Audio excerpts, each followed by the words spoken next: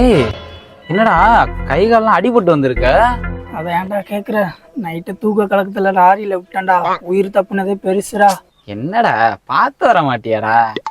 சரி சரி விடு விடு, அதெல்லாம் உடனே சரியாயிரும். அவ்வளவு பெரிய காயம் இல்ல, பாத்துக்கலாம்.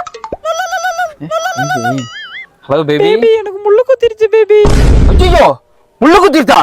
என்ன பேபி சொல்றோம்? ஐயோ உன்னை யார் ஆடு மேய்க்க போதுனா? இதெல்லாம் யார் தேவையில்லாம?